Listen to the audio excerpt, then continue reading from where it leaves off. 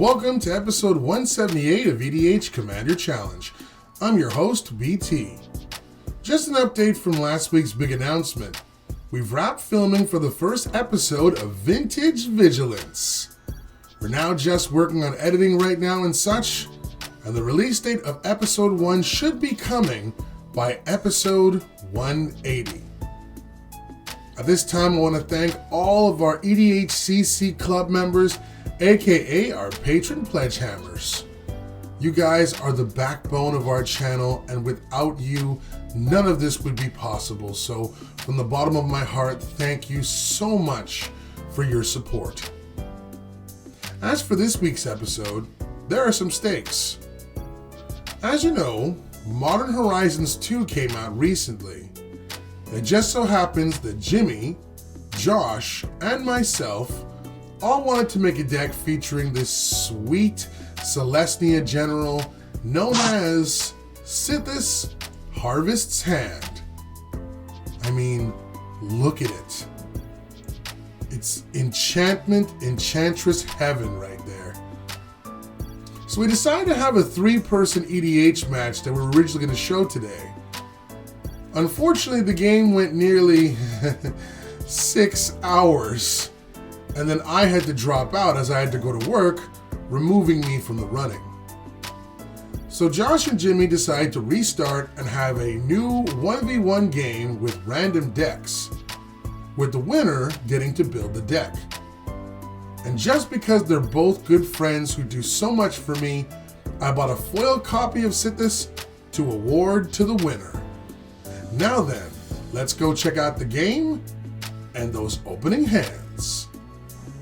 First, in this corner, with an opening hand of a forest, swamp, Karplusan Forest, Fabled Passage, Talisman of Impulse, Worldly Tutor, Phyrexian Arena, and his Jund-style general Vaevictis Asmadi the Dire. He is the Big J-Man. This is Joshua.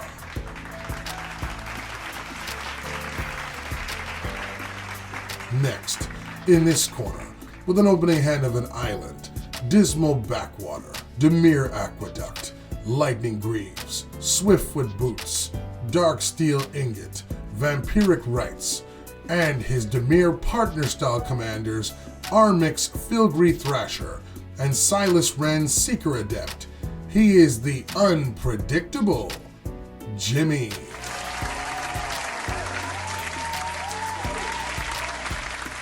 Jimmy won the dice will to start us off, so let's begin this card fight with stakes. For their first turns, Jimmy plays Dismal Backwater tapped and gains a life, while Josh plays a forest. Jimmy plays an island and casts Lightning Greaves, while Josh plays a swamp and casts Talisman of Impulse. Jimmy starts his turn by casting Vampiric Rites. Then he plays a tapped Dimir Aqueduct, bouncing a land to his hand, while Josh plays Graven Carns and casts Awakening Zone. Jimmy plays an island and casts Soul Ring, followed by one of his generals, Armix. He equips his Lightning Greaves onto it to give it haste and shroud, and moves into combat and attacks Josh with it for 3 damage before passing. During his upkeep, thanks to his Awakening Zone, Josh gains a 0/1 Eldrazi Spawn token. Then he plays Fabled Passage, which he sacks right away to grab a basic from his deck into play. That land also gets to be untapped as he controls 4 lands. Then by sacking his spawn, he has enough mana total to bust out his general, Vaevictis Asmadi. Then he passes. For Jimmy's turn, he casts Chromatic Lantern, followed by Dark Steel Ingot. Jimmy then moves into combat and attacks with Armix, and using its combat trigger, he discards the artifact card Spine of Ish-Sha and targets Vaevictis. This gives it -6/-6, equal to the number of artifacts on Jimmy's field and graveyard total. Vaevictis is destroyed, and Josh takes 3 damage before Jimmy passes. During his upkeep, Josh gains another spawn token thanks to his Awakening Zone. Then he plays Karplusan Forest and casts his own copy of Soul Ring before passing. Jimmy plays a Swamp and casts his other general, Silas Renn. Then he casts Swiftfoot Boots, which he equips to Silas, giving it hexproof and haste. Then he moves into combat and attacks with both creatures. He then uses Armix combat trigger to discard Bolus's Citadel and give the spawn token -9/-9. #overkill. Then Josh takes 5 damage before Jimmy passes. During the end step, Josh casts Worldly Tutor and places the creature card Scavenging Ooze on top of his deck. During his upkeep, Josh gets another spawn token, and then he casts the ooze he tutored for, taking 1 damage from his forest, and passes. Jimmy moves right into combat on his turn, and attacks with both his creatures. He uses Armix's combat trigger and discards the creature card Sanitarium Skeleton from his hand to have the ooze take -9/-9. Josh responds by paying 2 green and exiles both the Spine of Ish-Sha and Skeleton from Jimmy's graveyard. And he gains 1 life, but he does take a damage from tapping his Talisman for a color. The ooze is then destroyed, and Josh has his token block Armix, and then takes 2 damage from Silas. Silas then triggers, allowing Jimmy to cast his Bolus's Citadel from his graveyard. Jimmy then plays an island up the top of his deck, then pays 6 life via his Citadel to cast Grave Titan from it as well, which also nets him 2 2/2 zombie tokens.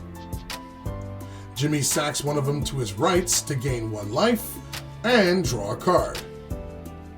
He then pays 2 more life to cast Demonic Tutor via his Citadel, adding a card from his deck to his hand. The card in question he casts, which is Hope of Girapur, followed by Vizira Seer. But before he continues his move, Josh decides to scoop, as he's well aware that if the Girapur deals him damage and gets sacked, and then Silas Renn's effect will then bring it back to play, all of his non-creature spells will be shut down forever for the rest of the game. And thus decides it's now a lost cause.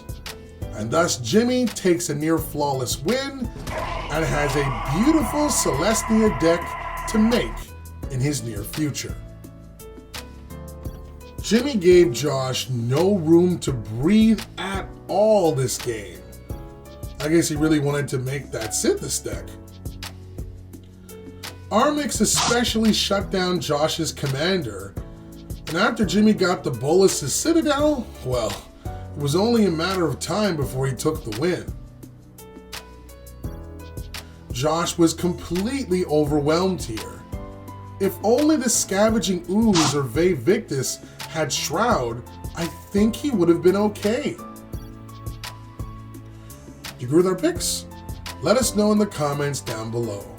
Also, if you enjoy our content, consider becoming a patron. It'll give you access to entries into our future tournaments, bonus entries into our giveaways, your name is part of our EDHCC club in each video, and so much more. Well, that's it for this week. Thank you all so much for watching, and don't forget, stay warm, stay safe, and keep on card gaming. Cheers! Thanks for watching, guys. Hope you enjoyed this week's episode.